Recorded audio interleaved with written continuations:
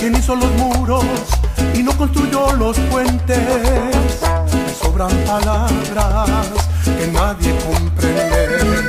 ¿Quién tiene la culpa? La gente, siempre la gente. Comienzan de lado y acaban de frente. Que ve esas cosas y dice ¿por qué? Yo miro las otras y digo tal vez. La felicidad no es un pueblo, la felicidad no es un lugar. La felicidad es una forma de navegar por esta